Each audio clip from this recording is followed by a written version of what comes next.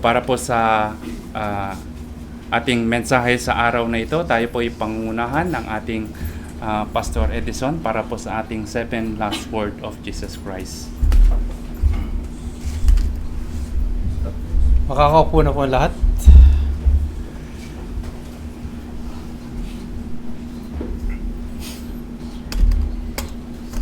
The 7 last words of Jesus Christ. This is a journey of reflection and redemption.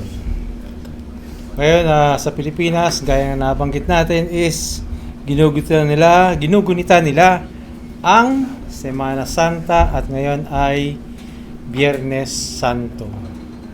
Bawal daw ang karne sa kanila. Sa kanila yun, ha? So, the 7 last words of Jesus Christ from the cross constitute the climatic declaration of His mediatorial work, wherein the eternal Son, our Lord Jesus Christ, voluntarily bears the full weight of divine wrath in the place of His elect. Not all of His elect. These utterances unfold the mystery of penal or strict substitutionary atonement and the unbreakable bond of covenant of grace, revealing a Savior whose every breath at the Calvary advances the sovereign purpose of redemption. Gaya ng sinabi ni Apostle Paul, Galatians chapter 6 verse 14, But far be it from me to boast except in the cross of our Lord Jesus Christ, by which the world has been crucified to me, and I to the world. The cross alone becomes the believer's glory and the church sure foundation. Sa pamamagitan ng 7 salitang ito, hindi lamang tinatapos ng Panginoong Hesus ang perfect obedience na hinihingi ng batas sa atin, kundi inilagay niya ang kanyang everlasting inheritance para sa lahat ng ibinigay sa kanya ng ating Ama, na lubusang nagtagumpay laban sa kasalanan, kamatayan at kapangyarihan ng kadiliman. Ang krus ang nagkakasundo ng mga makasalanang hiwalay sa banal na Diyos, at pinagsama sila bilang isang bagong sangkatauhan kay Kristo. Gaya ng sinabi sa Ephesians chapter 2 verse 16, at sa pamamagitan ng krus pinagkasundo niya ang dalawang grupo sa iisang katawan sa Diyos, na sa gayon ay pinatay ang pagkakagalit. Nawala yung divisyon. Kaya't ang 7 last words ay tumatawag sa bawat pusong tinubos na lubusang magpahinga sa finished triumph ng ating crucified King, ang Panginoon Jesucristo, na nagpapalaki sa kaluwalhatian ng sovereign grace alone. Sa ating pagpapatuloy, tinatawag natin ang ating butihin Pastor Richard upang pangunahan. Sabi nga sa Galatians 6:14, sinabi kanina, Father, forgive them for they know what they do. Taken from Luke chapter 23 verse 34. Pastor Richard. Praise God. Good morning. Good afternoon na pala.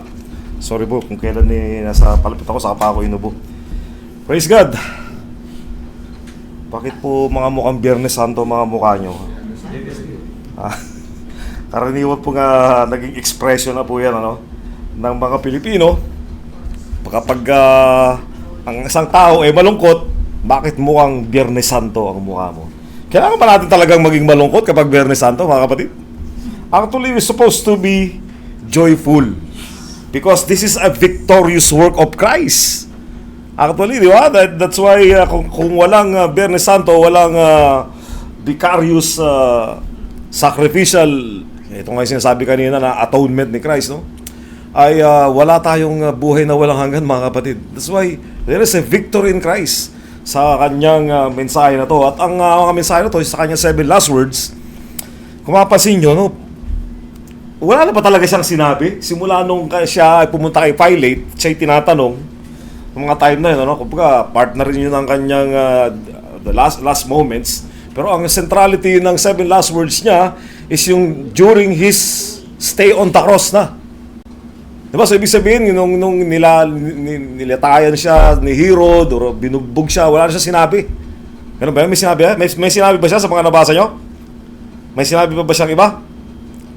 Mukhang hindi tayo nagbasa. Wala na. Napaka-silent ni Christ, di ba? Pagdating, even yung papunta sa cross, di ba? So, napaka-silent niya. Talagang nagpaubaya na siya na isa talagang tupa, na tunay talagang wala na talagang submission na talaga. Na hindi na umiyak, di ba? Talagang nagpakatay na. That is the sacrificial Lamb of God who takes away the sins of the world. Ang unang-una niya salita, kung papansinin niyo, sabi niya, this is a message or a prayer of forgiveness. Ang sabi nga ng iba, no, that this is a prayer expressing His limitless compassion of divine grace. Na pinag-aaralan natin patungkol sa divine grace or grace, no? Ito yung isa sa kanya, expression nito, limitless compassion. Kaya nga forgiveness. Ang sigaw niya, Father, forgive them for they know not what they do. Actually, Luke 23:34 na to, no? Talaga simula na siya, naitaas na siya, nasa krus na siya at that time, nakahang na siya, naka-nail na ang kanyang wrist. Kung papanoodin yung Passion of the Christ, yung talagang passion talaga, sobrang hirap. At kung titignan nyo yung science behind the crucifixion, talagang grabe. Kung hindi ka talaga sinless, kung hindi ka talaga healthy, dahil sinless ka nga, ay hindi mo kakayanin itong punishment na ibinigay na to kay Jesus Christ. No man can ever, sustain this punishment. Nang ganun katagal niya, 3 hours pa siyang nandoon bago siya napatiran ng kanyang hininga, no? Earlier verses, tingnan nyo yung senaryo, no? Bakit niya binitawan tong mga salita na to? Earlier verses, namak siya. Kung titignan nyo sa Matthew, wala siyang makitang si Pilato, walang makitang kasalanan daw si Kristo. Pero para masatisfy yung tao, dahil makukulit tong mga Hudyo, yung mga high priest scribes, ang ginawa sa kanya, okay, pinalatigo na lang siya. Okay? Tapos minak siya, dinuraan siya, sinampal pa siya, dinala pa siya kay Herodes. Ganon din ang ginawa sa kanya, binugba, inalipusta, di ba? Tapos, okay, since na ito tinatawag yung King of Kings and King of the Jews nyo, nilagyan tuloy siya ng crown, king, as a symbol of a king. Tapos nilagyan ng royal garment na purple pa. Talagang symbolizes a color of a robe of a king. Tingnan mo kung gaanong insulto talaga ang ibinigay sa kanya dahil siya daw ang King of the Jews, sabi ng mga Hudyo. Grabe ang pahirap, grabe ang alipusta na inabot niya, no? Bago niya nabanggit ang salita na to, na talagang kung titignan sa ibang salin, naka-cross bracket to, dahil ultimo ang mga theologian ng araw, hindi sila makapaniwala na binanggit ni Kristo to. Time na lang na dumating yung maraming manuscript na confirm nila na kasama ito. Itong words na ito, no? Mababasa kayo ng mga ibang version ng Bible, wala to eh. Tuloy. Pero sa NASB, makita nyo, sa mga ibang passage or sa ibang salin, makikita nyo tong salita ng ating Panginoon na to, no? Earlier passage, Christ's message of forgiveness. Bakit? Pinulfill niya rin eh. Kasi isipin mo, kailangan niyang i-fulfill mga prophecy. Like, for example, yung robe niya, yung damit niya pang taas, di ba? Kasi parte ng pagkamak niya, kinuha yung damit niya, tapos hinati sa 4. Yung isa, dahil hindi nila mahati, dahil isa lang, pinulfill niya yung prophecy sa Psalms chapter 22 verse 18. Pinagkati-hatian ng kanyang mga outer garments, di ba? At yung upper garment yan, isang piraso lang, kaya nagkaslat na lang sila. Nirapol na lang nila para kanino mapunta yung damit. Isipin nyo, ginawa pang souvenir. Pati yung prophecy, sinabi pa na yung damit niya gagawin pang souvenir. My God. Grabing alipusta, grabing panghamak talaga ang ginawa nila sa ating Panginoong Kristo. Walang katumbas na panghahamak. Sa ngayon, human rights na yun. Grabe, makukulong ka. Si Duterte nga, napunta ng ICC. Grabe yung paghahamag, grabe yung ginawa niyang, grabe yung ginawa ng tao sa kanya. Pero out from that, bakit niya nabanggit to? Father, forgive them, for they do not know. Diba? Samantalang, tinuro niya kasi to. Earlier verses pa lang sa Luke chapter 6, 27, tingnan niyo sinabi niya, Datapwat sinabi ko sa inyo, nangangaral ang ating Panginoon sa Kristo rito, datapwat sinabi ko sa inyo, mga kinig, ibigin ninyo ang inyong mga kaaway. Gawin ninyo ng mabuti ang nagpupuot sa inyo, napupuot sa inyo. Pagpalain ninyo ang inyong sumusumpa at ipinalangin ninyo ang mga lumalait, ang sumampal sa inyong pisngi, harap mo pa ang iyong kabila at ipasampal mo pa. Hindi yun literal yan, ha? Iba, ginagawang literal eh. At sa iyo'y mag-alis ng ibang iyong balabal, tignan mo ha, yung magbalabal upang itangi pati ang inyong tunika, yung damit, bigyan mo ng bawat isa sa iyo'y humihingi at kumuha ng pag-aari mo ay huwag mong hinging muli. Ang kumuha man daw ng pag-aari mo, kung ninakawang ka, ay huwag mo nang hinging uli, hayaan mo na daw. At kung ano ang ibig ninyong sa inyo'y gawin ng mga tao, gayon din ang gawin ninyo sa kanila. Naging yung turo ni Kristo. I-fulfill niya yung kanyang sarili, yung turo niya. Diba? Naiulto yung damit niya. Pag kinuha sa iyo yung damit mo, ay paibigay mo na. Diba? So, he was teaching about forgiveness. Forgiveness here, yung binanggit niya na Father, forgive them. It's not an indication that these people, priests, scribes, elders, and soldiers receive salvation. Hindi ibig sabihin nito na nakatanggap na sila ng kaligtasan. Ano? At this moment, they do receive grace from Him. Awa, habag. Hindi pa rin niya hinadlangan ng makareceive ng mercy or ng compassion ng mga tao umawak sa Kanya. Hindi niya hinadlangan, hindi niya kinasuklaman, hindi niya kinainisan. Father, forgive them. Kahit alam ng mga Romano na inosente siya, kaya nga siya, nagugas kamay pa nga di ba? Kasi alam niya, inosente si Christ Yung mga Pariseo, yung mga Eskriba, alam nila na pinupulfill ni Christ ang prophecy. Alam nila, ang kasulatan nila. That this is the Messiah. Pero ang ating Panginoon, they still intercedes for them. To His transgressors, He intercedes sa mga makakasalanan nito. Forgive them, for they do not know what they do. This is the total depravity of man. Alam ng ating Panginoong Kristo ang pangangailangan ng tao dahil for their radical depravity. Yung pinag-aaralan ng Dr. Price, number 1 doon is the radical depravity of men. Dahil punong-puno sila na kasalanan, yung kanilang puso, yung kanilang kaluluwa, patay na espiritu, kayang-kaya nilang gawin ito kay Kristo. At dahil si Kristo, naiintindi niya the depravity of man, that the carnal man is enmity against God, it does not subject itself to the law of God, and it cannot even able to do so. For those who are in the flesh cannot please God. Ganon kabigat ang mga puso ng mga tao na to upang alipustahin. Isang nakapako na sa krus, punong-puno na ng dugo. Minamak pa rin. Diba? Kinuha pa yung damit niya. Alam ng mga soldier na to na wala siyang kasalanan. Pero ganon pa rin kabigat ang ibinigay niya. Ibinigay sa kanya. So it's important to note that Jesus' prayer, itong panalangin niya na ito, actually this is a prayer. Father, forgive them, for they do not know what they do. Ito ay panalangin. No? Does not mean that everyone was forgiven unitarily without repentance and faith. Without repentance and faith. It does mean that Jesus was willing to forgive them. Forgiveness was in fact the reason kung bakit nandyan si Kristo sa krus.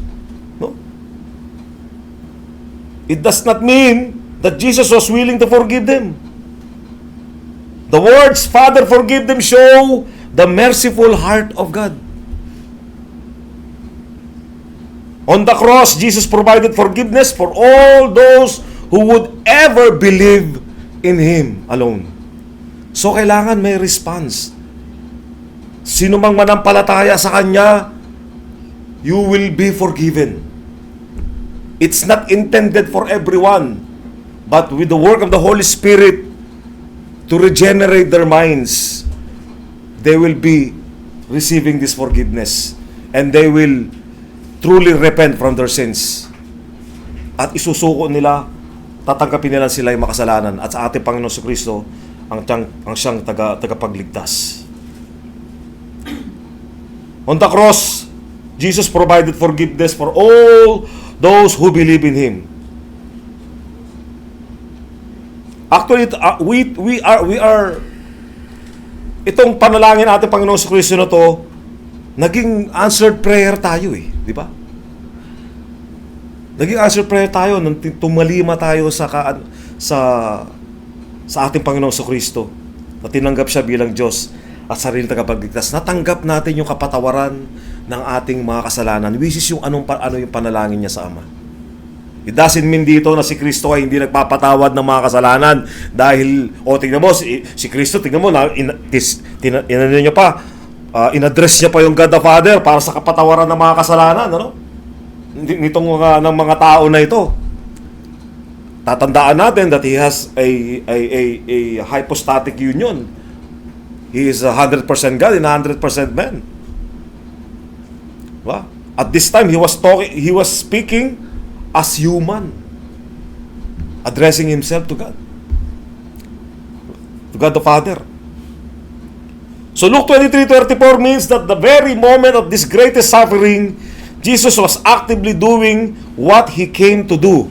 He intercedes for sinners and securing the forgiveness that he would then offer freely to all who will repent and believe.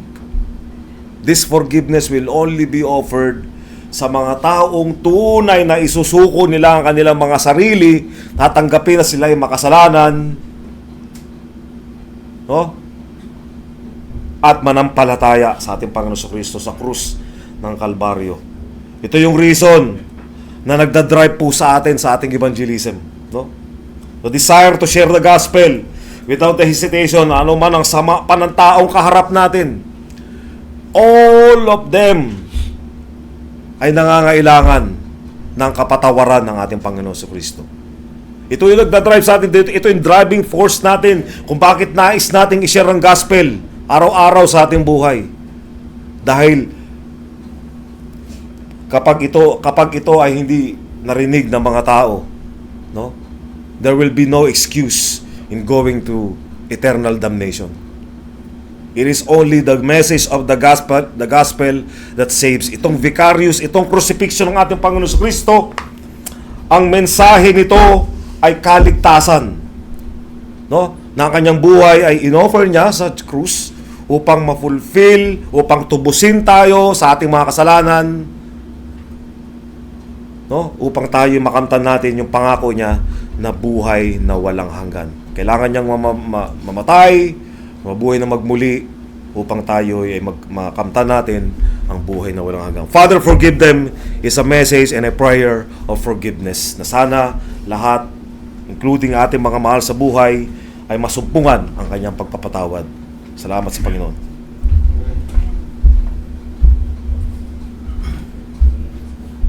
Salamat, Brother Richard, sa pagdala ng first word. Now, tatawagin natin ang ating kapatid na Jay upang ihatid ang pangalawa. Truly, I tell you, today, you will be with me in paradise. Deacon Jay?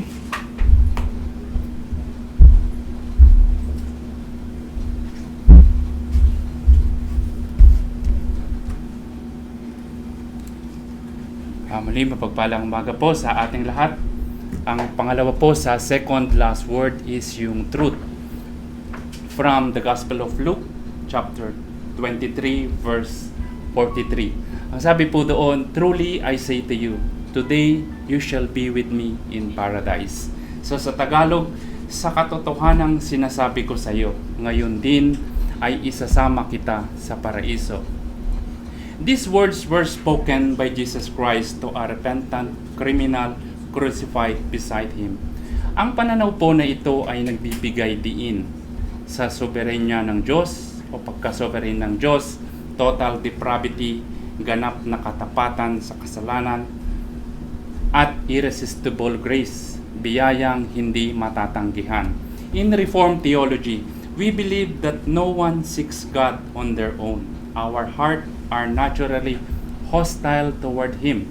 So when we see a criminal on the cross suddenly repenting while other mocks, we are not looking at a good man making a choice. We are looking at the invisible hand of God performing a miracle of regeneration in a dying man's heart. Sa Tagalog, Sa tagpo pong ito sa bundok ng Golgotha ay hindi lamang isang emotional na kwento. Ito po ay isang theological masterpiece. Dalawang magnanakaw na nakapako, parehong makasalanan, parehong nararapat sa parusa, parehong malapit na sa impyerno. Ngunit ang isa po ay nanatiling matigas ang puso, samantalang ang isa ay biglang nagbago. Bakit? Ito po yung ebidensya ng unconditional election. Meron pong 3 puntos na kailangan nating malaman at maintindihan sa mensaheng ito. Point number 1, ang ganap na kawalan ng kakayahan, total depravity. Pag-isipan po natin ito. Ano ang kayang ibigay ng magnanakaw na ito sa Diyos? Hindi siya makapaglakad para gumawa ng mabuti kasi nakapako siya sa krus. Hindi siya makapaglingkod kasi yung mga kamay niya is same, nakapako sa krus. Wala siyang panahon para mag-aral ng doktrina o magbautismo. Ito po yung ebidensya ng ating kalagayan sa ngayon. Tulad ng magnanakaw, tayo rin po ay spiritually dead sa ating mga kasalanan. Wala tayong maihahandog na sapat para bayaran ng ating mga kasalanan at ating mga kaligtasan. Ang magnanakaw po sa krus ay naligtas hindi dahil sa sarili niyang gawa, kundi sa 100 gawa ng Diyos, 100% gawa ng Diyos. Hindi niya maabot si Jesus sa sarili niyang kakayahan. Ang tanging magagawa niya ay maniwala at ang pananampalatayang iyon ay biyaya mula sa Diyos lamang. Ano po ba yung mga aral na dapat nating malaman? Ang ating pong kaligtasan ay regalo o gift. Hindi po ito karapatan. Kailangan lang nating umasa kay Kristo, hindi sa ating mga sarili at hindi po sa ating mga sarili.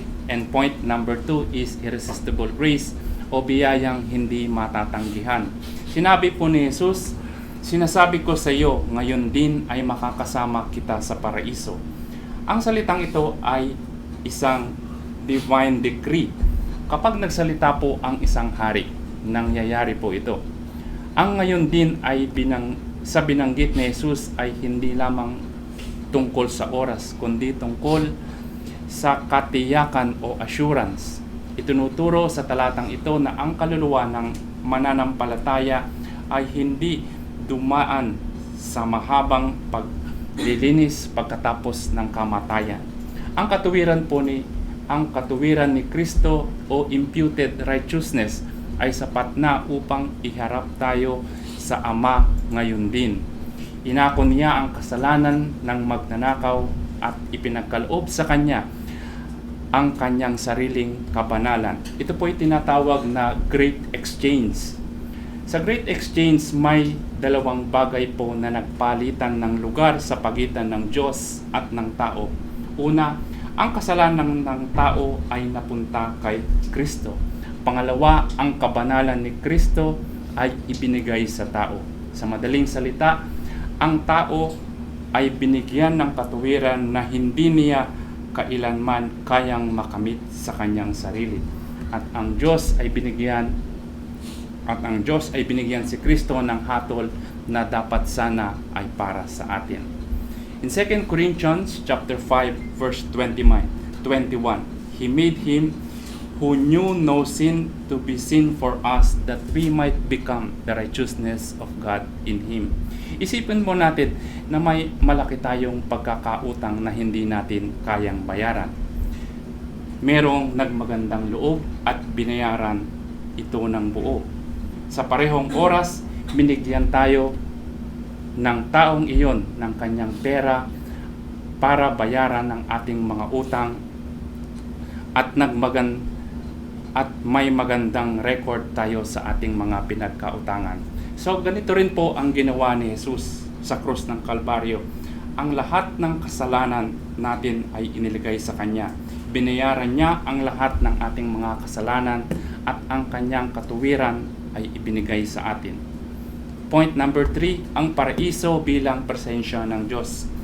Sa panahon natin ngayon, Maraming tao ang naghahanap na tinatawag na paraiso o paradise. Iniisip ng iba na ito'y matatagpuan sa mga bagay na panlabas tulad ng mataas na sahod, makabagong teknolohiya gaya ng cellphone, laptop o kung anuman. O kaya naman ay isang maayos na perpektong gobyerno. Ngunit ang totoo, kahit makamit pa natin ang lahat ng ito, hindi pa rin iyon tunay na paraiso. Bakit? Dahil ang tunay na paraiso ay hindi nakabase sa ating sitwasyon, sa ating mga buhay o sa ating mga kalagayan. Hindi ito makukuha sa ginhawa, yaman o kaginhawaan. Ang tunay na paraiso ay matatagpuan sa presensya ng Diyos o ni Kristo. Kapag si Kristo Jesus ay nasa ating buhay, mayroon tayong kapayapaan na hindi kayang ibigay ng mundo. Ibig sabihin, kahit may problema, kahit po may pagsubok, hindi tayo kailangang mabuhay sa sobrang pag-aalala o sa sobrang takot dahil hindi tayo nag-iisa. Tignan po natin ang pangako ni Jesus. Ang sabi niya ron, makakasama kita. Hindi niya sinabi na aayusin ko ang lahat ng problema mo. Gagawin kong komportable ang buhay mo sa lahat ng oras. Sa halip, ang kanyang pangako ay mas malalim.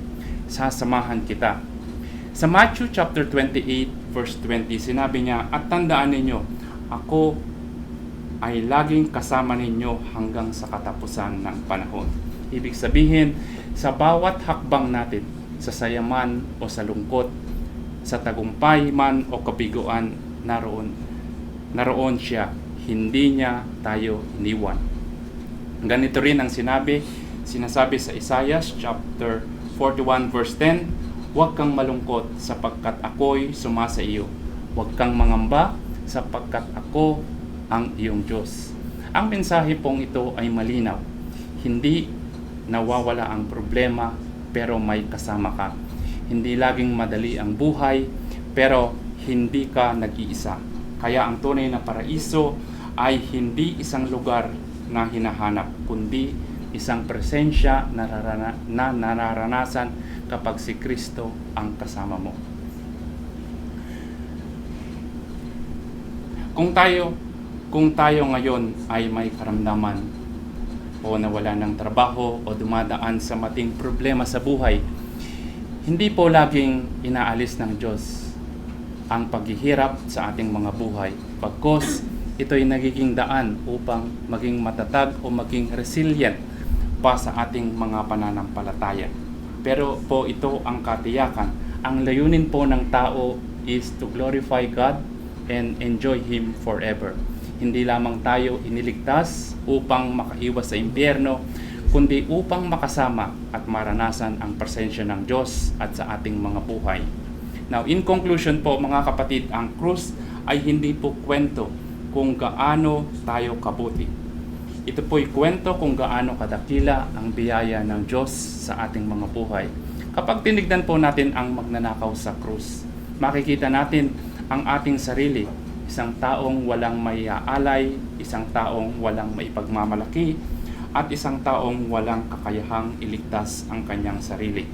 Pero sa isang sandali ng pananampalataya, tinanggap niya ang hindi niya kayang paghirapan. Ganito rin po tayo ngayon. Hindi tayo naligtas dahil sa mga mabubuting ginawa natin. Hindi tayo naligtas kundi dahil sa ginawa ni Kristo para sa atin. Kaya po sa ating mga buhay, hayaang mawala ang ating takot at pangamba. Ibigay ang ating mga pangarap, kabiguan at pangangailangan kay Kristo. Manalig sa kanyang biyaya, manalig sa kanyang lakas at manalig sa kanyang gabay. Kapag ginawa natin ito, makakaranas tayo ng tunay na kalayaan, kapayapaan sa puso at katiyakan sa ating buhay. Dahil kay Jesus, may tunay na kapatawaran, may bagong buhay na ipinagkaloob at may katiyakan ng walang hanggang presensya ng Diyos. Luke chapter 23 verse 43 reminds us na salvation is a gift, not something we earn. Sa huling sandali ng magnanakaw sa krus, wala siyang nagawa kundi maniwala. Sinabi ni Jesus, "Today you shall be with me in paradise." Kahit tayo'y makasalanan o hindi perfecto, ang pananampalataya at pagtitiwala kay Jesus ang nagdadala sa atin sa buhay na walang hanggan. Salamat po. Magandang hapon sa inyong lahat.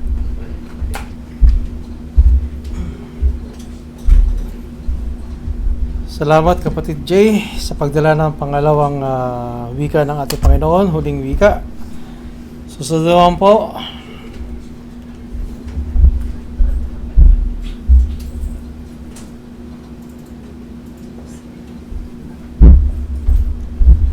Ang inyong abang lingkod ay magdadala ng pangatlo sa huling wika ng ating Panginoon.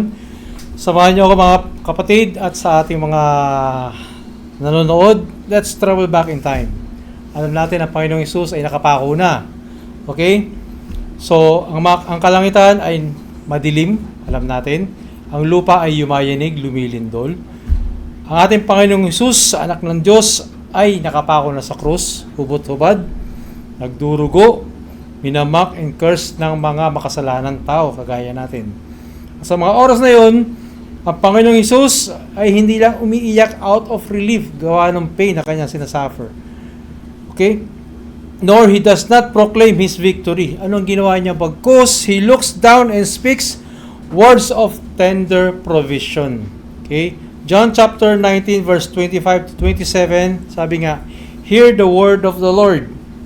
Ang sabi, therefore, the soldiers did these things, but standing by the cross of Jesus were his mother and his mother's sister Mary, the wife of Clopas, and Mary Magdalene.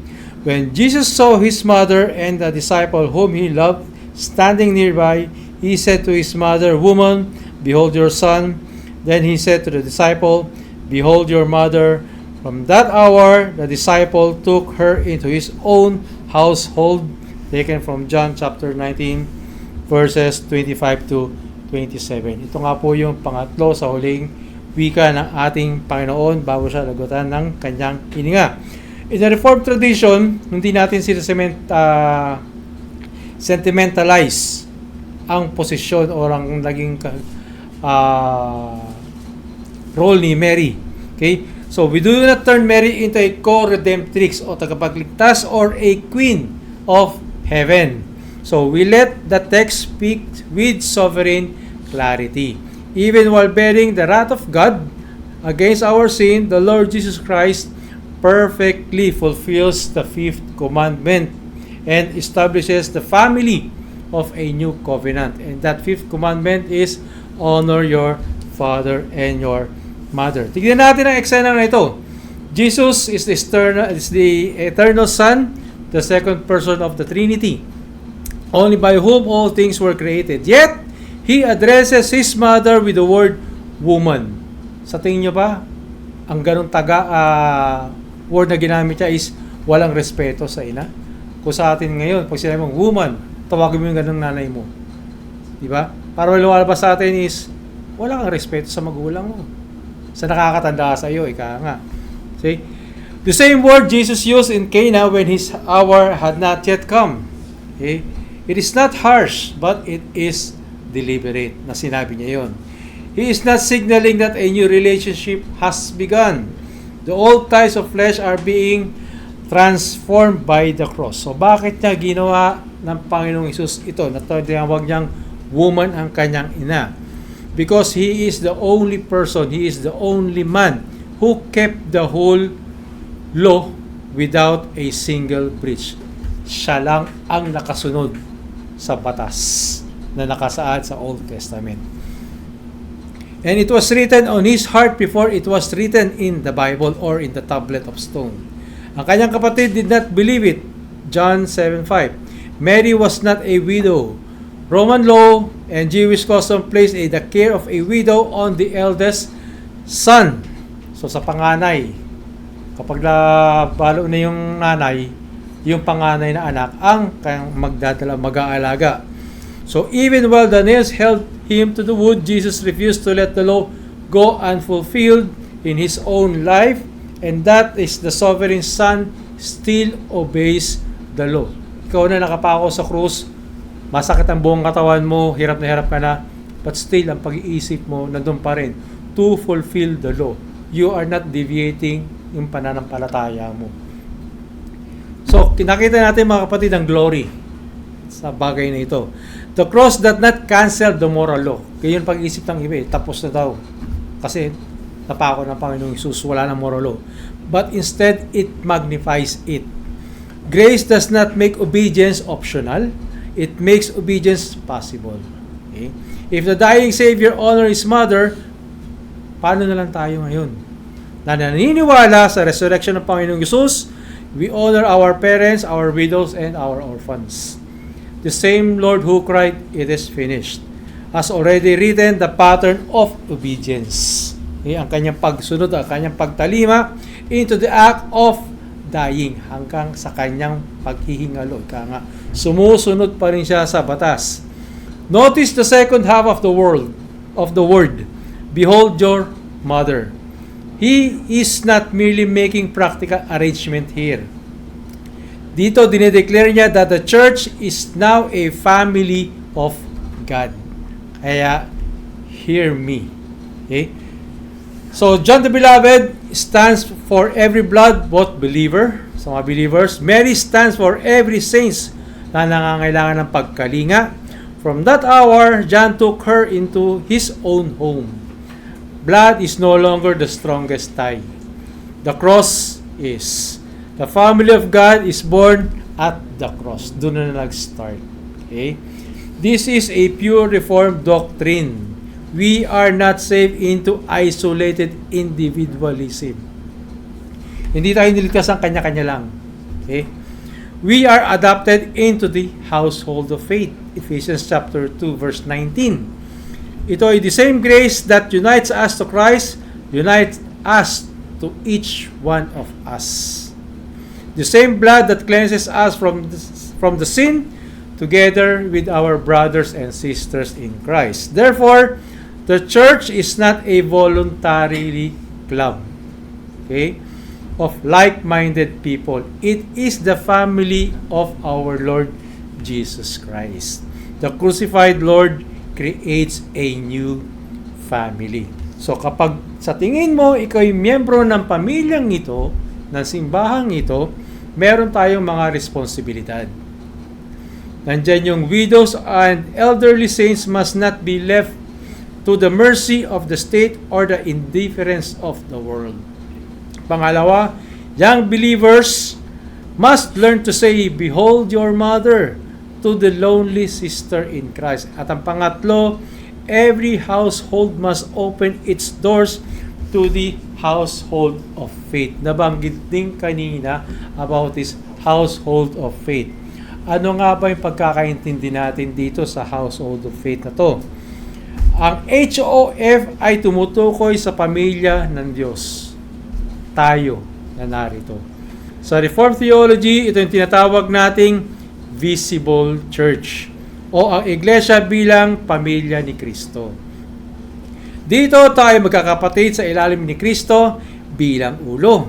May espesyal na responsibilidad tayo na unahin ang pagtulong, pagmamahal, at pagsuporta sa kapwa mananampalataya, lalo-lalo na sa kapatid natin sa iglesia, bago pa man sa mga hindi pa Kristiyano.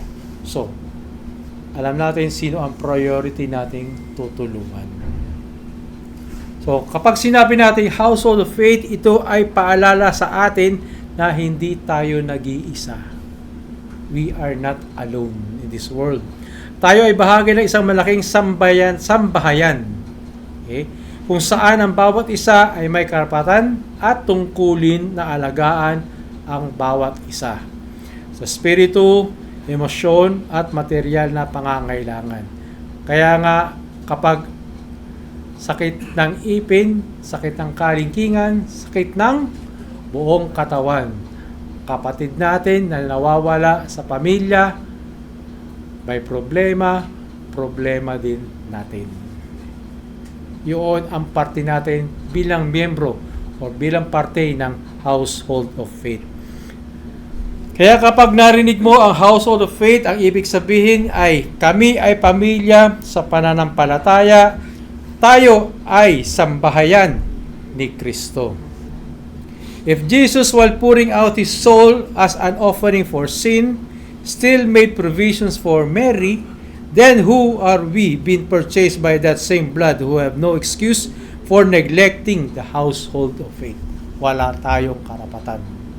Dapat tayong tumugon. So anong ibig sabihin ng salitang ito sa atin sa umagang ito? Mother, behold. Woman, behold your son. Behold your mother. Una-una, tayo ay magrepent of self-centered Christianity. Some of us treat the local church like a gas station. Ganun ba yung pagtingin natin? Fill up and go. Christ treated his mother like family even while dying. We must treat one another the same way. Kung yung pagtrato natin sa ating ina, ganoon din ang pagtrato natin sa ating kapatid sa iglesia. Pangalawa, honor your earthly parents while you still have them. Yes, ito ang dapat natin gawin. Hindi pala ito yung sabi pampalubag loob dahil responsibilidad ng anak sa magulang, ipinag-uutos pala sa atin to. The early church did it in Acts chapter 2 verse 44 to 46. The reformers did it. Geneva under Calvin was famous for caring for widows and refugees. Alam natin yon. Okay? Shall we bless faithful than they?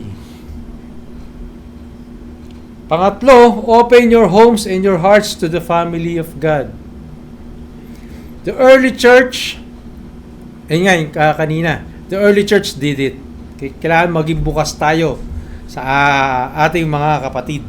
Pang-apat and most important is to look to Christ. So, when you feel abandoned, remember the one who was forsaken by God so that you would never be. When you feel the weight of family burdens, hindi naman kayo nag-iisa, lahat tayo meron yan. Remember the Savior who carried the weight of the world's sin and still had strength to care for His own. Minsan tayo kasi, sumusuko na. Para bang, yung ba ang role natin sa ating pamilya? It happens. Di ba? Yun ang, realidad. Sabi nga natin, kung sino yung nakakaangat, siya ang tumulong. Habang buhay na lang bang ganun? Para bang sinasabi mo, paano naman ako? Pero hindi pala. Ito yung sinasabi sa atin. Kung si Kristo nga nagawa.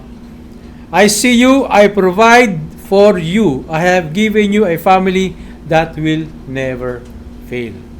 This is the comfort of sovereign grace. The same Christ who sovereignly ordained His own death, sovereignly ordained your adoption into His family. The same Christ who finished the work of redemption will finish the work of sanctification in you, including the work of loving one another. A new commandment I give to you, that you love one another as I have loved you, that you also love one another. Yan is kakatapos lang last Friday na napakinig natin sa John 13 verse 34. So mga kapatid, at sa ating mga kasama online, the cross is not the only place where wrath was satisfied. It is the place where love was displayed in most costly form. Jesus did not die for a loose collection of individual. Hindi ito yung mga lousy lang. Okay? He died for a family, tayo. A bride, a household, a people who would belong to one another as surely as they belong to Him. So hear the third word again. And this time, hear it spoken to you, to each one of us. At ang sabi, behold your brother, behold your sister, behold your mother in faith. From this hour, take them into your home, into your prayers, into your time, into your resources, and into your love. And as you do, you will prove that you have truly stood at the foot of the cross and heard the voice of a dying Savior saying, "It is finished, not only for your sins, but for the building of His church, His family, a new family built by Christ. Solid Deo Gloria. Okay, sa ating pang-apat po, tinatawagan po natin ang ating kapatid na JP, pangtuloy na pang-apat na huling salita ng Diyos. My God, why have you forsaken me?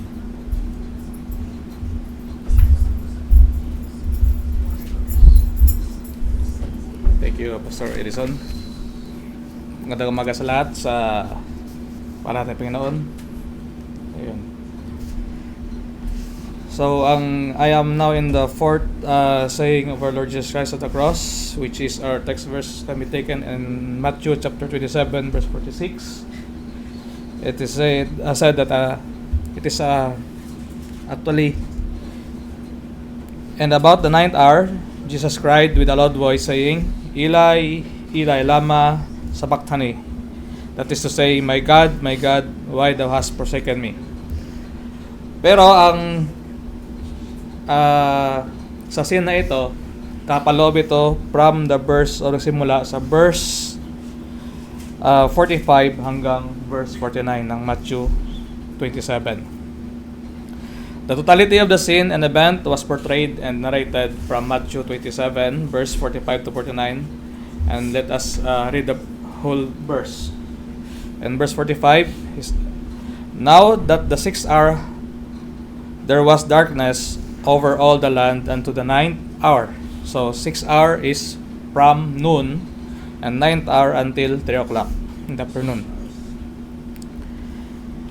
Verse 46, and about the 9th hour Jesus cried with a loud voice, saying, Eli, Eli, lama sabachthani. That is to say, my God, why thou hast forsaken me? And verse 47, some of them that stood there, when they heard that, said, this man called Elias or Elijah.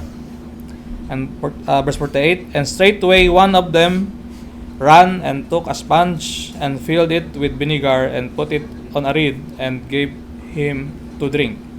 And in verse 49, it is on the view of ang mga spectators. The rest said, let us see whether Elias will come to save him.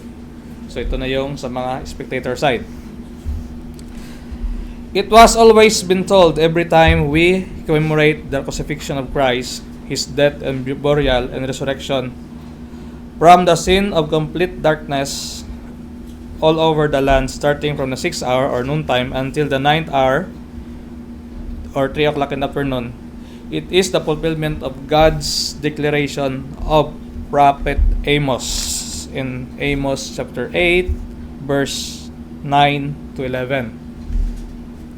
And ang sabi dito, and it shall come to pass in that day, said the Lord God, that I cause the sun to go down at noon, and I will darken the earth in the clear day, and I will turn your feast into mourning, and all your songs into lamentation, and I will bring up sackcloth upon all loins, and badness upon every head. And I will make baldness upon every head, and I will make it as a mourning for an only son, and the end thereof as a bitter day. Verse 11, behold, the days come, said the Lord, that I will send famine in the land. So ito yung prophecy na na-fulfill dito. So famine in the land, which means that hindi yung tagutom na famine sa yung naranasan nila before, but it is a famine because God will not give any word or communication to them. The crucifixion of Jesus was not an accident of history. It was the fulfillment of the divine prophecy. What had happened between the 6th hour and the 9th hour was not just physical suffering na naranasan ng Panginoong Hesus, but a prophetic moment of judgment, darkness, and redemption, which was foretold in the book of Amos that happened that happened during one of the most sacred time in Israel. Ano yung sineselebrate dito ng Israelites? Ito yung Feast of the Passover. Ito yung pinaka-importante sa kanila. The Feast of the Passover was celebrated to be the season of joy, deliverance, and the remembrance of salvation, but at this moment, it became the moment of world's deepest darkness. Ano ba yung ang Passover? At anong mga nagaganap? So, kung alala natin yung history or yung sa Old Testament, ito yung celebration nila na time na papaalis sila, papalabas ng Egypt. So, ang instruction ng Panginoon is magkatay kayo ng unblemished na tupa. Tapos, kukuha ninyo yung dugo, ilagay nyo sa doorpost ninyo para ang angel of death dadaan, hindi kayo hindi mapapatay yung firstborn. Ito yung declaration ng Panginoon sa napapatayin niya ang every firstborn sa land of Egypt. So, during the Passover, Israel remembered how God delivered them from Egypt in Exodus chapter 12, from which they do the following. So, they will select the unblemished lamb, ng walang defect. Then, the chosen lamb was sacrificed at the temple, at twilight. Ito yung sacrifice nila yung during magtakip silim. Okay? In which dito sa portrait sa scene natin sa cross it is about on the 9th hour.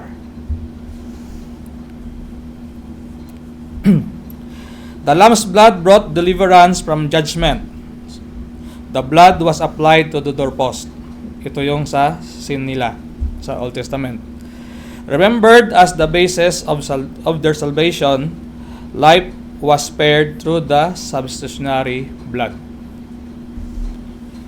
And the people or the family celebrates the feast with a Passover meal. So we say they are called in Hebrew Seder, which means order. It is a structured ceremonial meal observed during the first night of the Passover. So, ang celebration nila include merong roast lamb, tapos meron unleavened bread, mayroong bitter herb, tapos after that one, mayroon silang psalms or song of praises. So, the unleavened bread starts for the symbol of purity. And the bitter herb stands as a reminder of their suffering from Egypt. And song of praises which represent the time of joy, celebration and gratitude and thanksgiving of God's deliverance.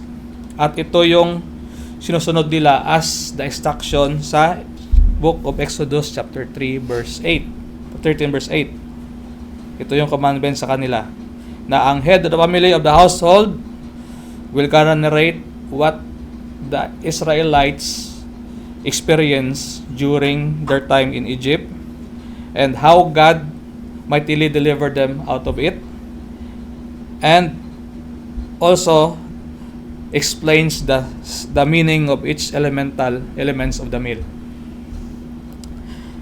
But at the cross, sabi dito, at the cross, the feast that is supposedly a celebration of deliverance became the stage of divine redemption as the darkness covers the land. The Lamb of God was being slain in fulfillment of the prophecy of Prophet Amos. Sabi, I will cause the sun to go down at noon, and I will darken the earth in the clear days.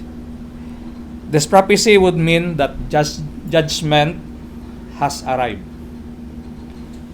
and the sin is being dealt with, but the world is entering a divine and the world was entering the divine reckoning, yung pagbubulay-bulay. Bakit? At that time, ang Israel is a prosperous kingdom. It was divided into two kingdom, north and south. The north was governed by King Jeroboam, and the south was governed by King Josiah.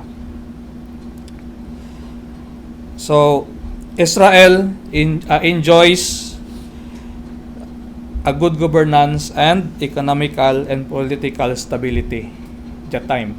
So nasa peak sila. Kaya nga sabi, at noon, yung sabi ng Panginoon, at noon, dahil ang glory ng Israel is at peak that time.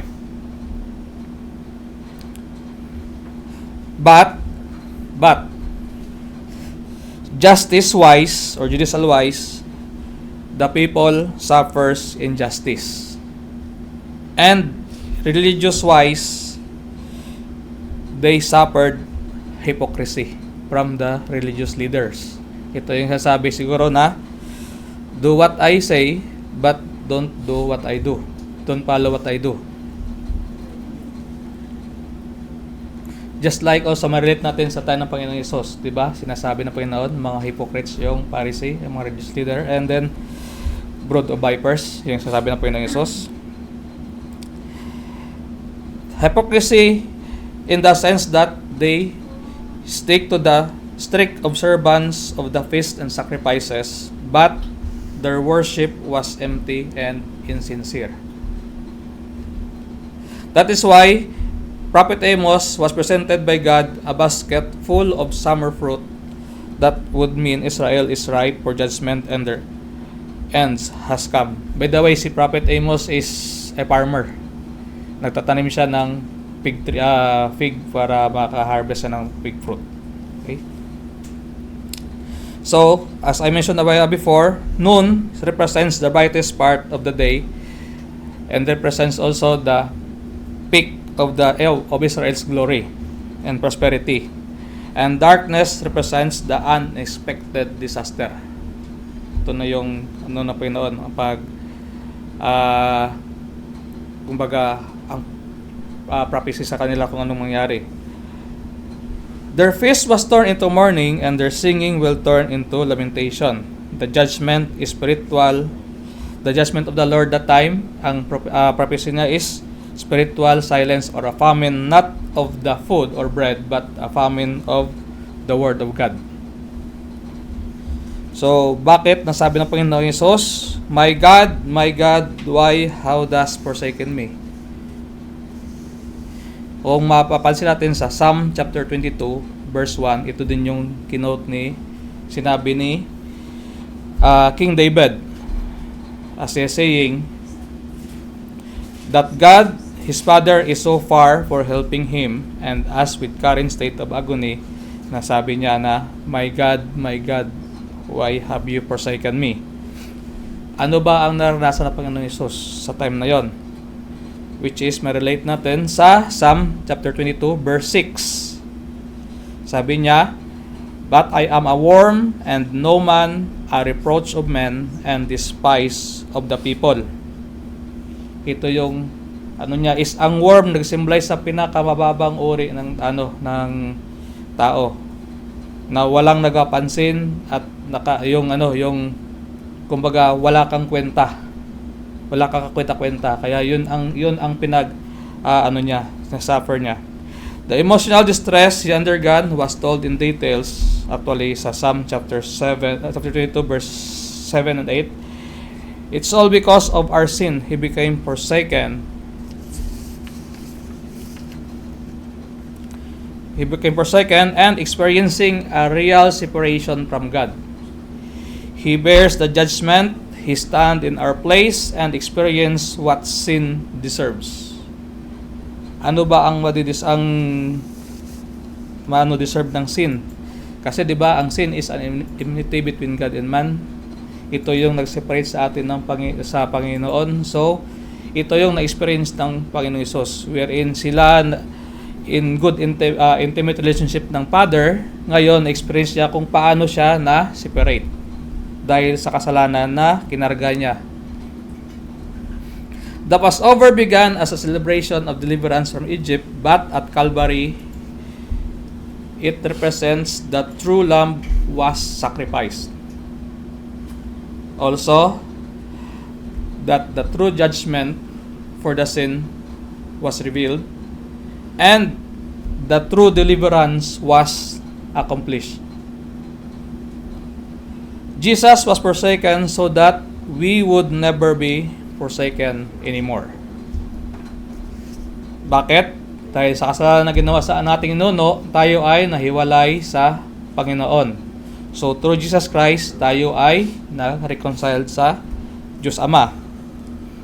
When the sun went dark at noon, and the Son of God cried out at the ninth hour, it was not a defeat of Christ, but it was a cry of victory. It is the fulfillment of the prophecy and the payment of our sin, and the moment of salvation for us was secured. Purihin ang Panginoon.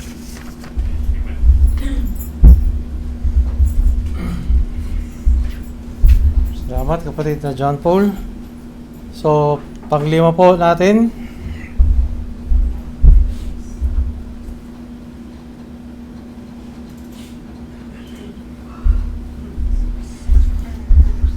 Panglima po natin, dadalhin po natin ng kating kapatid na Brother Ferdy na may pinagbatang I thirst, ako'y nauuhaw.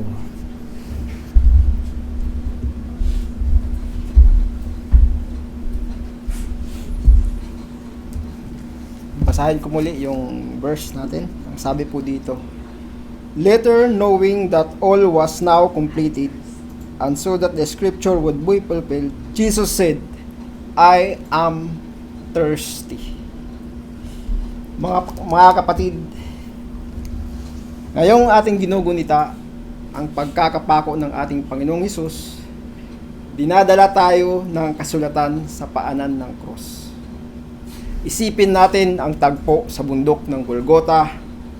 Ang langit ay tila tahimik, ang lupa ay tila nagdadalamhati, at sa gitna ng paghihirap sa krus, narinig ang isang maikling salita mula sa ating Panginoon, ako'y nauuhaw. Hindi ito mahaba, hindi ito komplikado, ngunit sa dalawang salitang ito ay makikita natin ang lalim ng pag-ibig ni Kristo para sa ating mga makasalanan. Ang pagkauhaw ng Panginoong Hesus ay tunay na paghihirap.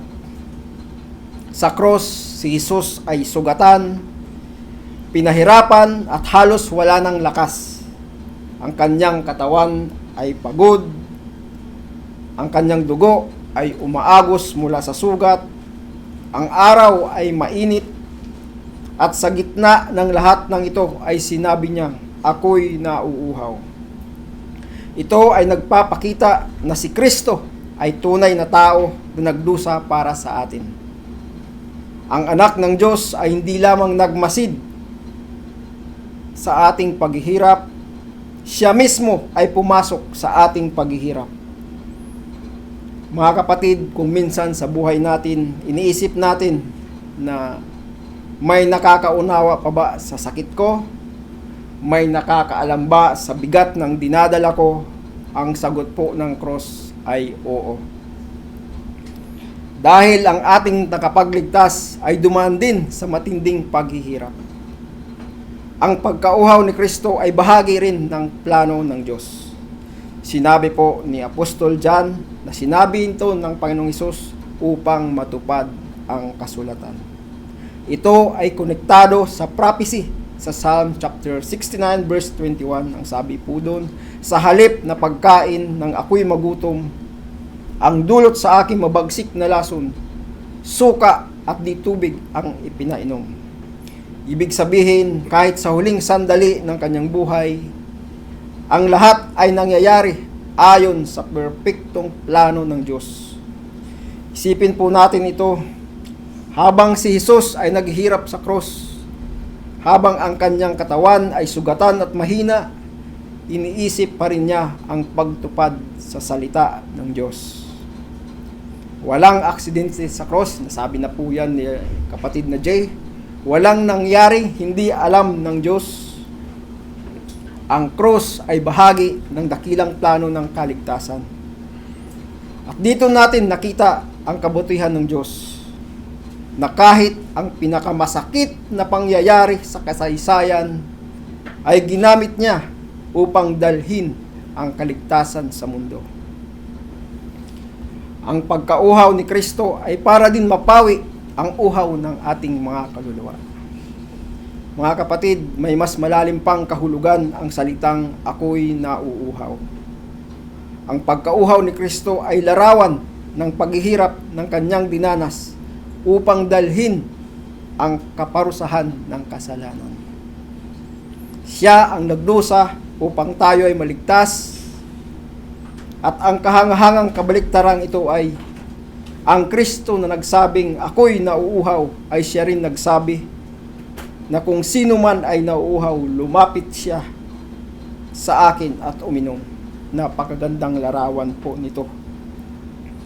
Ang tagapagligtas na nauuhaw sa krus ay siya ring nagbibigay ng tubig ng buhay sa ating mga makasalanan.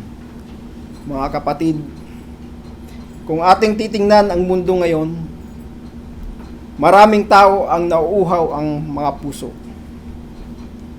Nauuhaw sa pag-ibig, nauuhaw sa kapayapaan, nauuhaw sa pag-asa. Ngunit minsan, hinahanap nila ito sa maling lugar, sa maling panahon, at sa maling pagkakataon.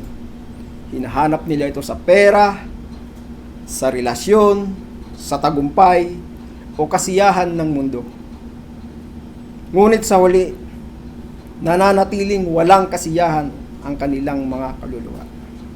Ang sagot sa uhaw ng ating kaluluwa ay si Kristo lamang. Sinabi niya dito sa John chapter 6 verse 35, ang lumalapit sa akin ay hindi na magugutom, at ang sumasampalataya sa akin ay hindi na mauuhaw kailanman.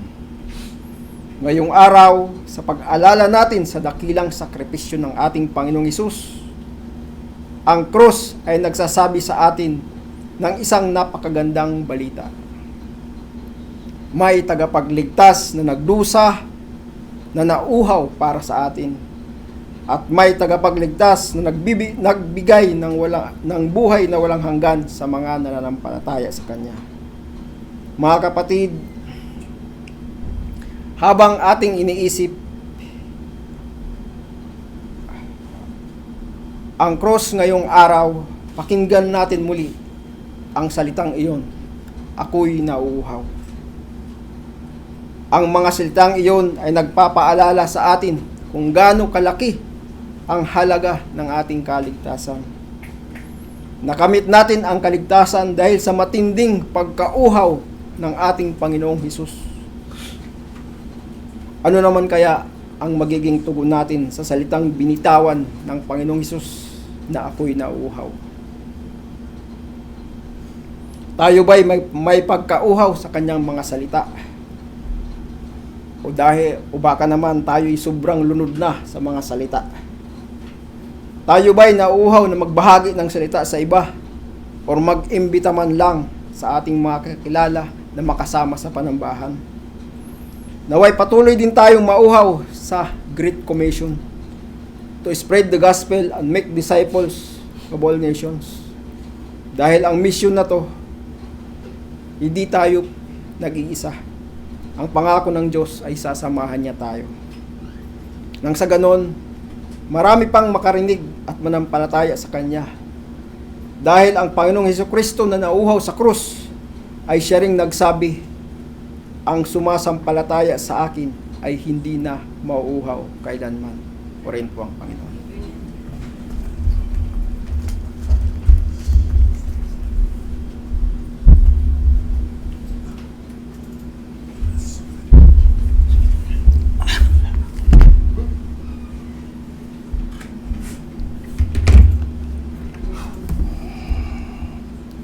It is finished. Tetelestai. Samahan niyo po ako. Basahin niyo po ang verse na to sa inyong mga mata. Therefore, when Jesus had received the sour wine, he said, it is finished. And he bowed his head and gave up his spirit. When you hear the word, it is finished, sa stages ng buhay natin, sa stages ng buhay natin, laging nandyan yan. when we were born, it is like a sigh of relief to everyone. Sabi niya, di ba? Sabi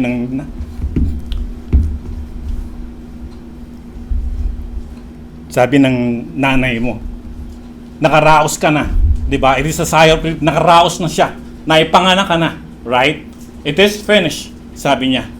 Kapag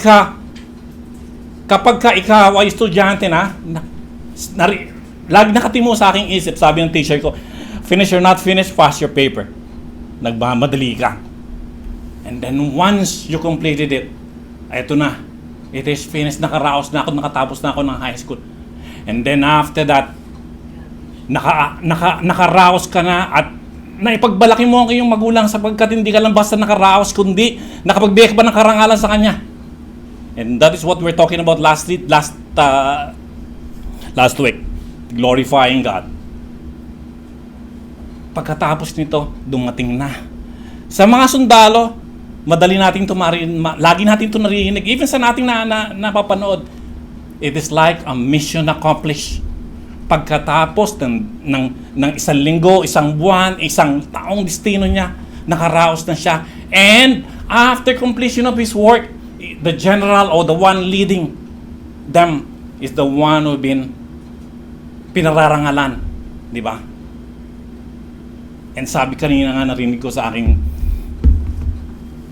may bahay, sabi niya, may isang pari at yan ang exhortation, it is finished. And what is a coincidence? It is finished.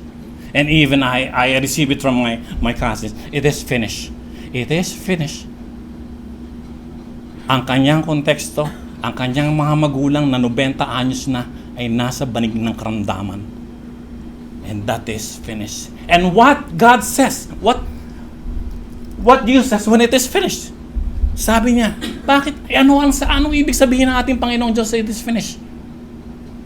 Remember, ang narinig nyo kanina nang nag-recite ng ating Brother Jay, sinulat ang John to fulfill the promises at lahat ng maniniwala sa Kanya ang lahat ng maniniwala kay Hesus Kristo, sa Paratay Kristo ay maliligtas.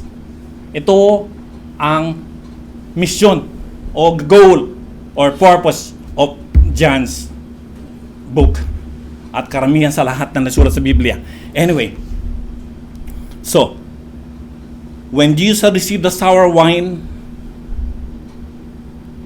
let me read it again to you, 28 to 30. After this, knowing that everything had now been accomplished, and so that the scripture would be fulfilled, Jesus said, I am thirsty. So when Jesus had received the sour wine, ito yung nagbigay ng hudyat na sinasabi niya, this is complete. Naganap na. Napagtagumpayan na. Ano yung napagtagumpayan na? Alam nyo ba, dito din nalalaman natin, matutugunan din dito, masasagot din dito, to whom Christ died. Kaninon? Namatay ang Panginoon. He said, it is finished. It is 3 simple English words, announce the completion of the entire redemption plan, a redemptive plan of God. So ito yung plano ng Panginoon noon pa. Kaya nga napulpil ang mga prophecy, fulfillment of prophecy is very important when you talk about the authority and inerrancy of the Scripture. Walang mali. Kasi napulpil lahat, nagawa lahat ng ating Panginoon. Mula sa sinasabi niya sa Old Testament na sinasabi niya, may ang foreshadowing na naghahain na isang tupa, unblemished tupa, para makahingi ng tawad sa kasalanan kanyang nagawa. Ito ang ginagawa. And what? The Lamb of God who will going to take away the sins of the world. Kaya nga sabi ni Sister Jai kanina, John 3:16, for God so loved the world, He gave His only begotten Son, that who will ever believe in Him will flourish. This is the unblemished sacrifice which foreshadowed, which fulfilled in the New Testament. So, ang redemptive plan is nagpapahayag ng pagkumpleto ng buong plano ng pagtubos sa una ng ipinangako sa Genesis 3:15 at inilarawan sa bawat sakripisyong sumunod. Ano ba yung Genesis 3:15 which I stated last week? the proto-evangelion. That is the gospel of God. Dahil nga sa ating pagkakasala, sabi ng Panginoon, I will put enmity between you and her offspring. He will crush your head and you will strike his heel, ang sabi ng Panginoon. Kaya ito, the fulfillment of the promise He was given, ang ating Panginoong Diyos, the seed, I can rush na pagtugumbayan ang pagtubos sa ating kasalanan. Let me tell you about the proto-evangelion so that we will not go back again. This is the foundational promise of redemption immediately following the fall. It established a divine covenant of grace, promising that the future offspring, which is the seed of the woman of Christ, of the woman, which is Christ, will crush Satan's head, overcoming the effects of sin. That is this the messianic promise. So the promise was being fulfilled. What He mean by it's finished? May tatlo po akong nabanggit din sa inyo rito. First is, He meant that the payment for sin is fully made. Lahat ng kasalanan ng mga taong sumasampalataya kay Jesus ay maliligtas. And that is what they have said. That is what Brother Jay also said in his presiding, the double imputation. Yung katwiran, righteousness ni Jesus ay pinagkaloob sa atin at ang kasalanan ay inako ng ating Panginoong Jesus sa krus ng Kalbaryo. That is the significance of this. Sa Colossians 2:14, anong sabi niya? He canceled out the certificate of debt consisting of decrees against us, which was hostile to us, and He has taken it out of the way, having nailed it to the cross. Sa krus ay ipinako na ang ating mga kasalanan. Isinama na. Ito ay maliwanag na pagpapahayag ng kompletong pagkansila ng utang ng mananampalataya sa Diyos. See? To whom Christ died, it is to God. Dahil sino may utang?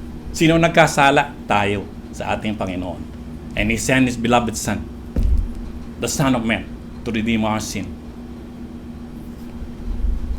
Pinaliwanag niya na si Kristo sa pamamagitan ng kanyang pagpapako sa krus ay pinawalang bisa ang lahat ng naisulat na liuntunin laban sa atin. Pati ang mga pananagutang kaugnay nito, ipinako ito sa krus bilang isang tapos na transaksyon. Tapos na, tinapos na ng ating Panginoon sa krus ng Kalbaryo. So that is why we believe in monogenes.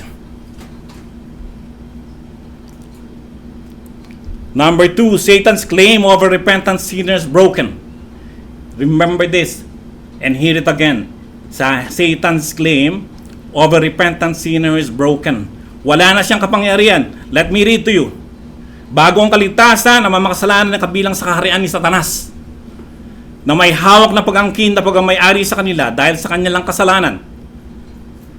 Kapag ang isang tao ay tunay nagsisi, ang legal na paghahatol na iyon ay nasira na. Ito ay sinabi sa Hebrew 2:14 and 15. Dahil sa mga anak na tinutukoy niya ay ang mga taong may laman at dugo, siya na may naging tao, ang Panginoong Jesucristo, at nakibahagi sa kanilang kalikasan. Ginawa niya ito upang sa pamamagitan ng kanyang kamatayan ay malupig ang diablo na siyang may kapangyarihan sa kamatayan. Sa gayon, napalaya niya ang lahat na naging alipin habang buhay dahil sa takot sa kamatayan. Number 3, every requirement of God's righteous law is satisfied. He satisfied all the prophetic law. The law was written in the Old Testament. Jesus Christ completely fulfilled the law demands, paying the penalty for sin through His death and providing perfect righteousness. This satisfies God's justice, turning away His wrath and allowing Him to justify sinners. Ito ang sabi ni Apostol Pablo sa kanyang libro sa Romans chapter 3:25 to 26. Sa Tagalog, siya ang inialay ng Diyos bilang handog upang sa pamamagitan ng kanyang dugo ay mapatawad ang kasalanan ng lahat ng sumasampalataya sa Kanya. Ginawa ito ng Diyos upang patunayang siya'y matuwid, sapagkat noong unang panahon ay limpis siya. 26, ngunit ngayon ay pinapakita ng Diyos na siya ay matuwid at tinuturing niyang matuwid ang mga sumasampalataya kay Jesus.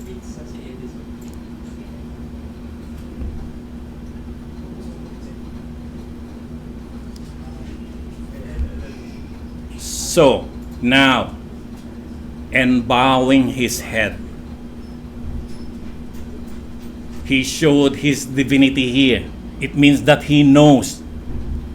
We have to be informed that, that he is God. He is a divine God. So, and last, it summarized, John 19:30 shows the climax of salvation history. Every prophecy is fulfilled, every requirement met, every obstacle removed. Jesus consciously takes the final drop of sufferings, proclaims the mission accomplished, bows in peaceful submission, and relinquishes his spirit on his own terms. Nothing more needs to be added. Our response is simply to trust the finished work and live in grateful obedience. Praise be to God.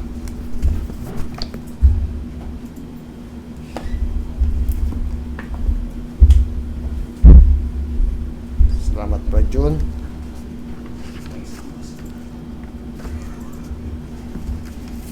Okay, muli isang mapagpalang hapon na po sa atin lahat, ano. At ito na po yung yung huling wika ng Panginoon nung nasa bayubay ng krus ng Kalbaryo. Sabi po diyan, ayan, Father, into your hands I commit my spirit. Sabi ng Panginoon, no. Ito na po yung huling wika na sinambit ng Panginoong Jesucristo nung siya nakapako doon sa bundok ng Golgota, sa krus ng Kalbaryo.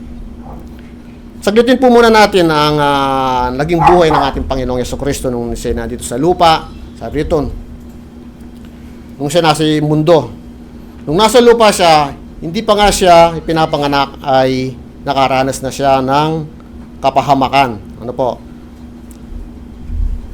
Nasa lupa lang siya ng sinapupunan ng kanyang ina na si Maria, biological parents, sabi po niya, ika nga, na pinagtangkahan na po siya ng kitilin ng kanyang buhay. Kaya lumayo sila sa lugar nila Jose at Maria at napadpad nga sa Bethlehem, ano po, na kung saan ay pinanganak ang Panginoong Jesucristo sa isang madumi, maliit at sa sabsaban. Ito yung kainan ng mga hayop, no, parang Pasko lamang po, ano. Pauna lang po ito.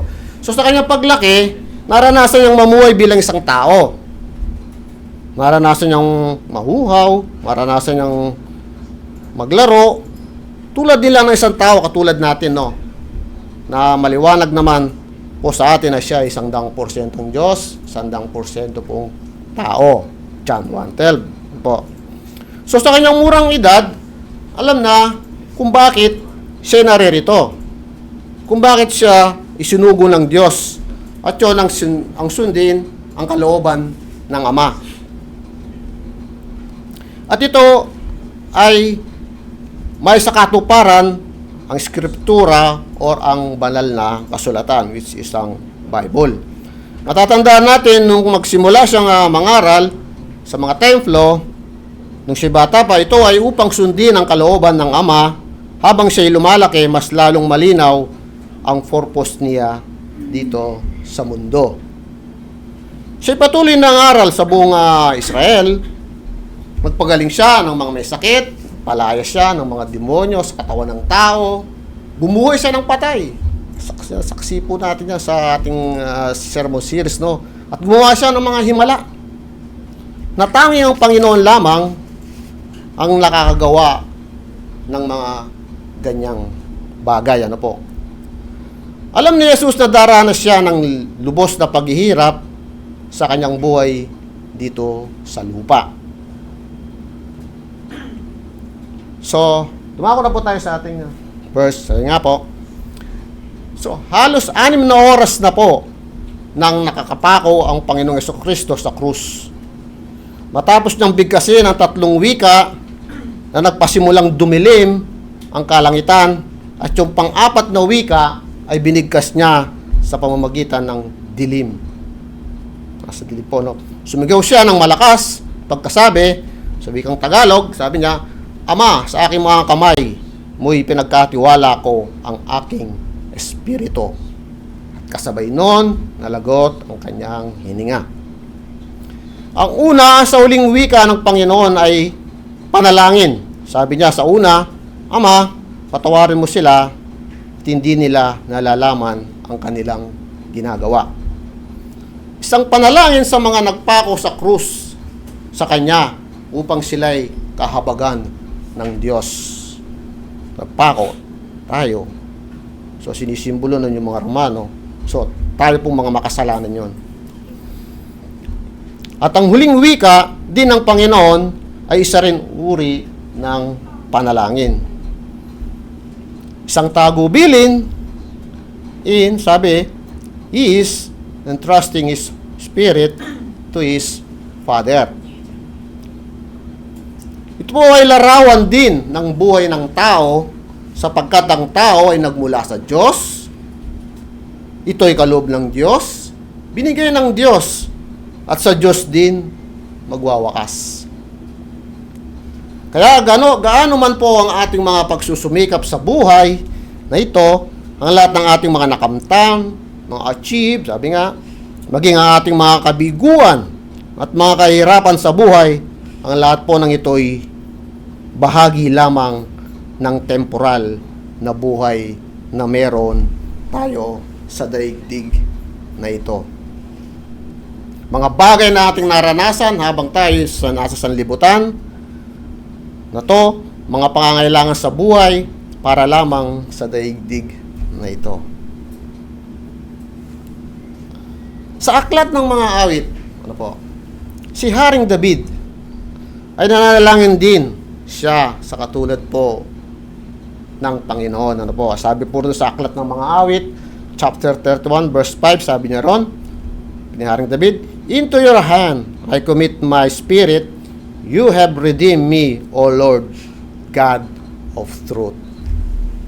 So makikita po natin dito ang panalangin mismo ni Haring David sa Diyos, tulad din sa huling wika na panalangin sa pamamagitan ng kanyang panalangin po. At maging sa New Testament, sabi po, ang unang martir na Christian, kung maaalala nyo po, ay si Stephen. Si Stephen, habang binabato siya, ay nananalangin siya ng ganito, sabi ni Stephen. As he was calling on God and saying, Lord Jesus, receive my spirit. Panginoon, tanggapin mo ang aking espiritu. Makikita po natin yan sa Lucas chapter 7 verse 59. Stephen, nakikita natin ang panalangin ni Stephen na pinagkatiwala niya rin ang kanyang espiritu sa Panginoong Jesucristo.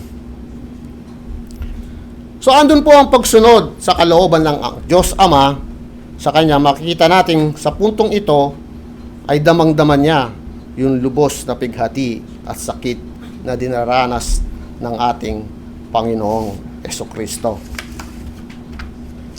Pero nag-ahari pa rin sa Kanya na kailangan niyang gawin o ipagpatuloy ang nakatakda para sa Kanya.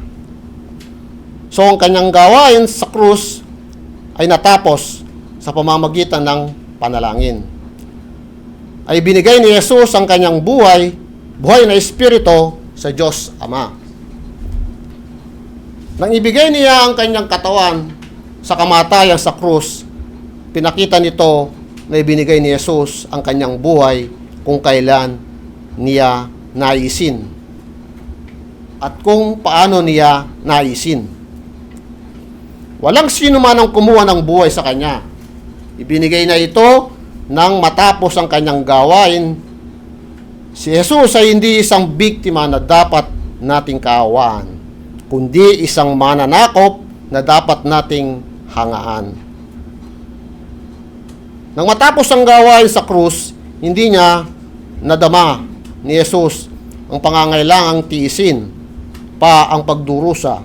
Ibinigay niya ang Kanyang buhay sa Espiritu sa Diyos Ama at ibinigay niya ang Kanyang katawan sa kamatayan sa krus at nanalangin at nalagutan ng hininga.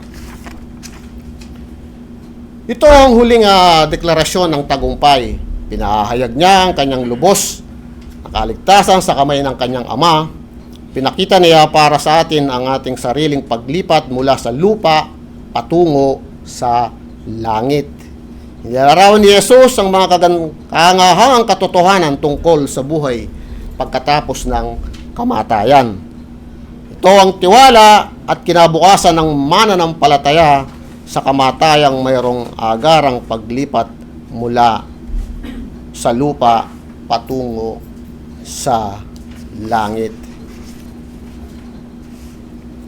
So, sa ating pong mga kapatid na nasa subaybay, sa ating na naka-online, ipagkatiwala rin po natin sa Panginoong Yesukristo ang ating mga buhay. Gusto ng Panginoon, i-commit po natin ang ating mga buhay natin sa Kanya. Sa pamamagitan ng ginawa niya sa krus ng Kalbaryo para sa ating mga kasalanan. At yung paano niya pinagkatiwala ang kanyang buhay sa Diyos Ama, yun din ang nais ng Panginoon. I-commit natin sa Kanya ang ating mga buhay. Isa lamang ang nais ipahatid ng Panginoong Yesukristo na isuko po natin ang ating mga buhay sa Kanya. Kaya patuloy pa rin niyang isinisigaw, Father, into your hands I commit my spirit. Again, sabi ng Panginoon, Father, into your hands I commit my spirit. That's the redemptive plan of our Lord Jesus Christ. So, sa Diyos po ang papuri, soli o Deo Gloria.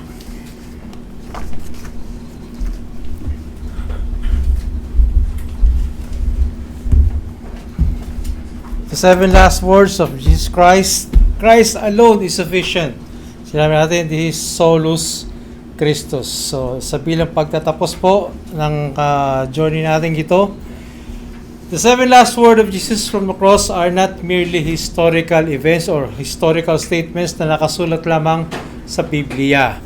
This is the very heart and summary of the gospel. This is the complete fulfillment of our Savior's redemptive plan. Kagaya na binanggit sa atin ng ating kapatid na Mike. Here His perfect obedience reached its climax. He bore the full wrath of God in our place. He declared, "It is finished." Tetelestai, as the sole foundation of our salvation. No human works were added, no purgatory is needed, and no other way exists. Christ alone is sufficient, solus Christus. The cross was not defeat, but the greatest victory of sovereign grace. Kaya next time kapag may nakita kayong masaya at may nagtanong sa iyo, bakit ka masaya? Kasi Biyernes Santo. Okay? Dahil it is a greatest victory. So, hindi yung mukha nyo Biyernes Santong malungkot, it is the other way around. Sa totoong buhay, ang 7 last word ay isang imbitasyon sa atin upang mamuhay in our daily living fully in the finished work of Christ. When we struggle to forgive, alam naman natin yan, those sa mga taong nanakit sa atin, we remember the first word na dala sa atin ng Pastor Richard, Father, forgive them. And we too, to forgive completely. Alisin na natin yung puot sa ating mga puso. When we feel sorrow or lose hope, we hold fast to the promise given to the thief. Today, you will be with me in paradise. Isa itong assurance na tayo ay pupunta sa heaven even in our darkest